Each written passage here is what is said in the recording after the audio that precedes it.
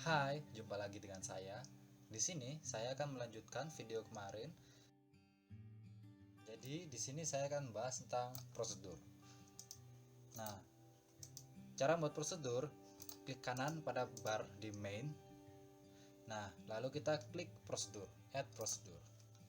Namun ada beberapa orang mungkin yang masih belum mengetahui tentang mode dalam Raptor ini.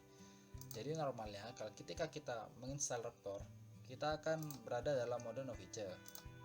Nah, dalam mode no feature ini tidak ada pembuatan prosedur tadi itu. Maka kita perlu mengganti mode intermediate. Setelah itu baru kita membuat prosedur. Nah, daripada kita menjelaskan pengertian prosedur, lebih baik saya tunjukkan sendiri seperti apa sih prosedur itu.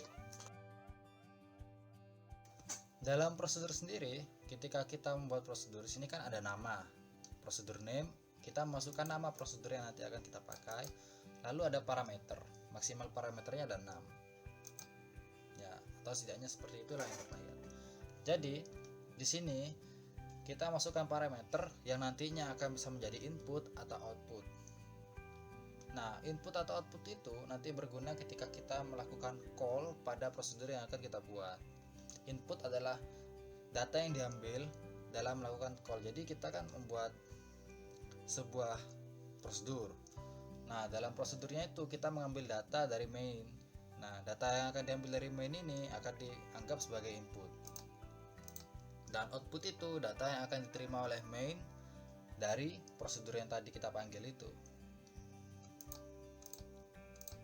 Nah, kita juga dapat membuat, misalkan ya, kita memasukkan panjang dan persegi. Maaf, maksud saya misalnya memasukkan panjang dan memasukkan lebar sebagai input, lalu kita bisa mengoutputkannya menjadi, kita kembali lagi ke tadi, sehingga nanti nilainya akan terjiplak. Nah, setelah prosedur dibuat, maka tampilannya akan seperti ini.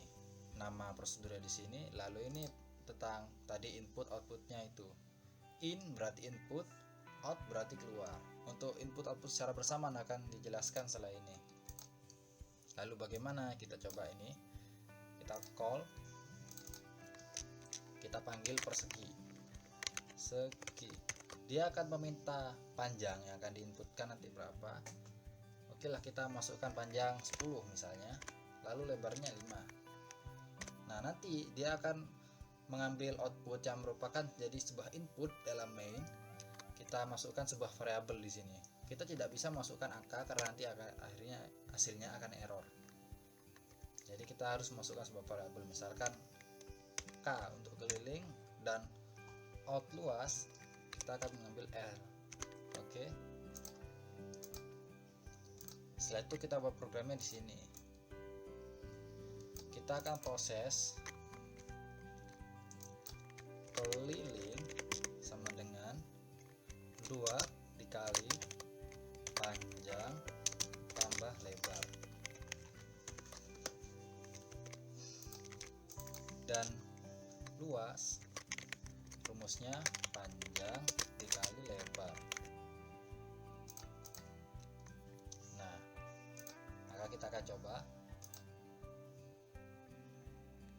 Jadi di sini dalam main sendiri dia dapat variabel yang bernama K dengan nilai 30 dan L dengan nilai 50. Jadi dia akan mengambil nilai dari sini. K ini dia ambil sesuai nilai dari keliling, dan L dia mengambil sesuai dengan nilai luas. Lalu bagaimana jika kita membuat output atau input di sini? Jadi misalkan ya, kita masukkan input di sini.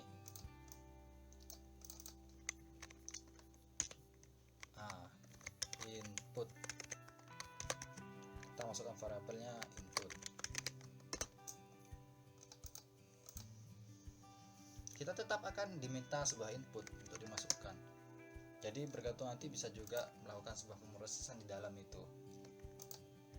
Lalu bagaimana jika kita mengeluarkan output? Sama halnya kita melakukan output dalam main, dia akan langsung keluar pada master console. Contohnya seperti ini. Kita output luas. Oke, kita coba. maka luas akan keluar. Lalu di sini kita akan mencoba tentang sebagai input dan output. Modify prosedur.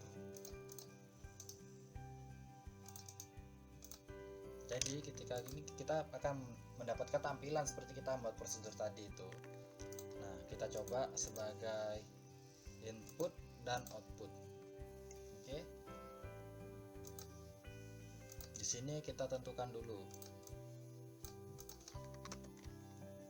K sama dengan 0. Lalu L sama dengan 0.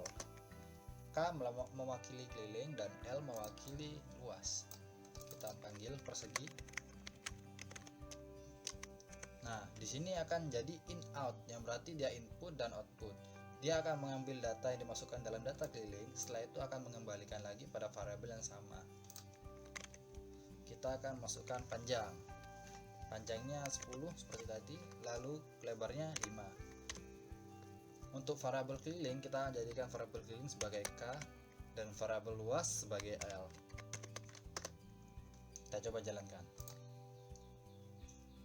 Nah, maka tadi hasilnya kan K sama dengan 0 dan L tadi itu bernilai 0. Namun setelah kita memproses dari prosedur, maka variabel tadi itu yang nilainya bermula 0 karena dia dianggap sebagai input dan output, maka outputnya dia akan kembali menjadi inputan dari variabel tersebut. Jadi variabel tersebut diperbarui dan nilainya sekarang menjadi 30.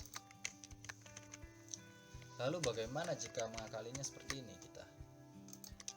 Nah, kita jadikan panjang dan lebar menjadi luas dan keliling. Nah, jadi data yang tadi diperbarui itu dia akan masukkan sebagai pemrosesan pengganti sebagai panjang dan lebar tadi. Setelah itu dia akan menjiplak pada variabel di depannya. Dan ini akan menjadi data berkelanjutan jika kita mengulanginya. Nah, dia akan tetap diteruskan ya, nilainya jadi banyak nantinya. Oh iya, bagaimana sih perbedaannya prosedur dengan subchart? Kenapa sih kita harus menggunakan prosedur dan kenapa kita menggunakan subchart? Pada subchart kita juga dapat menggunakan fitur yang hampir sama, namun dalam subchart kita hanya masukkan seperti ini, kotak. Dia hanya memanggil saja, namun tidak ada interaksi antara input dan output sebuah variabel. Sedangkan prosedur dia bisa meminta sebuah variabel inputan dan dia bisa mengeluarkan sebuah output yang menghasilkan sebuah nilai pada suatu variabel. Ya, perbedaannya mungkin cukup seperti gitu aja ya. Ketika kalian ingin menghapus sebuah variabel ataupun subchart, pastikan kalian tidak mengcallnya. Nah, ini berlaku untuk mengeditnya seperti tadi. Nah, baru kita bisa menghapus. Oke, cukup sekian untuk mengenai prosedur. Semoga materi yang saya sampaikan dalam video kali ini bermanfaat. Sampai jumpa lagi di video selanjutnya.